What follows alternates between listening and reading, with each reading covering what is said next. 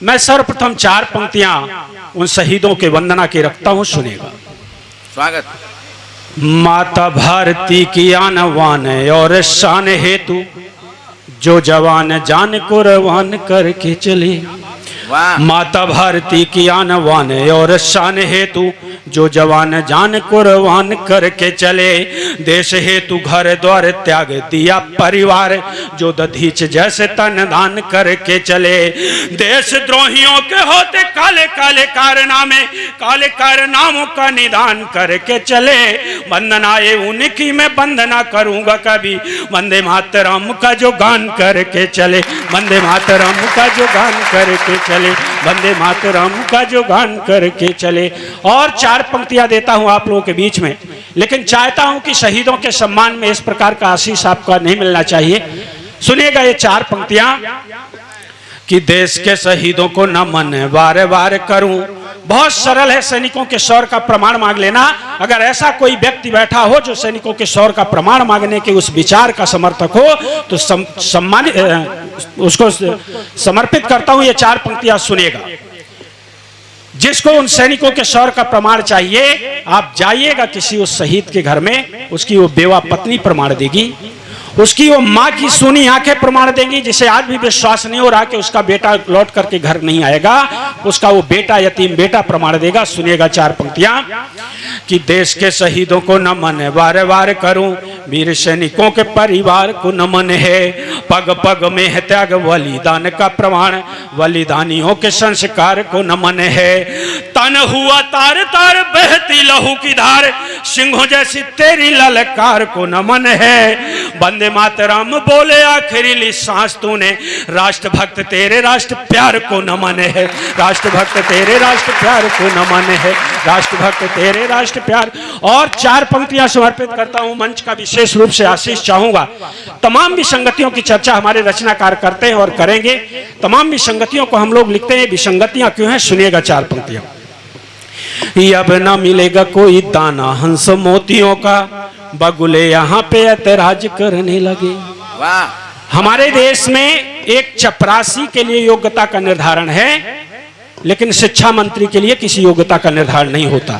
तब कहता हूं, सुनिएगा 4 पंक्तियां कि अब ना मिलेगा कोई दाना हंस मोतियों का, बगुले यहाँ पे ऐतराज करने लगे।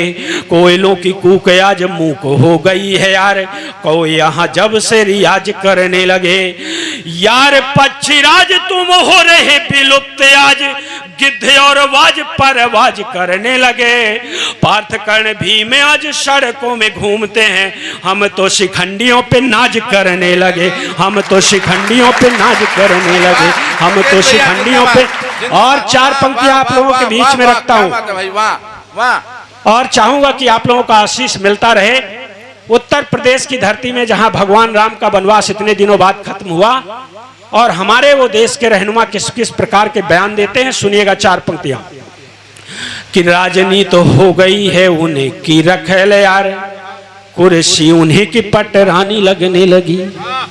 मंच को समर्पित है और शिव कुमार व्यास जी इस ओजस्वी काव्यधारा के बड़े रचनाकार यहाँ उपस्थित हैं, विशेष रूप से समर्पित करता हूँ। सुनिएगा कि राजनीति तो हो गई है उन्हें की रखेल यार, कुर्सी उन्हीं की पटरानी लगने लगी। काली माँ सिछाए ऐसे देश के भविष्य में की, काली काली सारी राजधानी लगने लगी। धरती के बोझ जब धर्म निरपेक्ष हुए, गंगा मैया उन्हें गंदा पानी लगने लगी। देश धर्म जाति और कुल के कलंकियों को कल्पना श्री राम की कहानी लगने लगी। कल्पना श्री राम की कहानी लगने लगी। कल्पना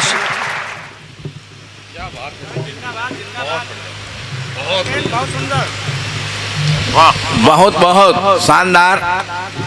सत्येंद्र भैया, ये दोनों प्रमाण पत्र हैं और आप लोग तालियां बजा करके उनको ये प्रमाण पत्र पर अपनी स्वीकृति दे दें। बहुत बहुत धन्यवाद। आदरणीय अध्यक्ष महोदय का आशीष मिला। 4 पंक्तियां और सुनिएगा।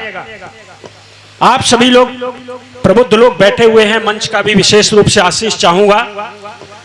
ऐसे तमाम बयानबाज जब उनसे पूछा जाता है कि आप राम को कवि की कल्पना क्यों कहते हैं, गंगा को एक साधारण सी नदी क्यों कहते हैं, तब वो जवाब देते हैं कि हम धर्मनिरपेक्ष हैं। हिंदुस्तान ना तो धर्मनिरपेक्ष था, ना धर्मनिरपेक्ष है, और ना हम इतना जल्दी धर्मनिरपेक्ष होंगे। हम सब पंथ निरपेक्ष थे, पंथ निरपेक्ष हैं और आगे भी पंथ निरपेक्ष रहेंगे।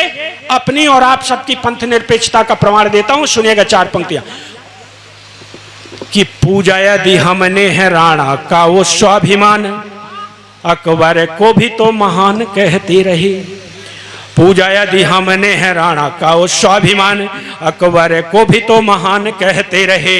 सूर तुलसी का गुण गान 8 याम किया, रस खान को भी तो प्रणाम करते रहे।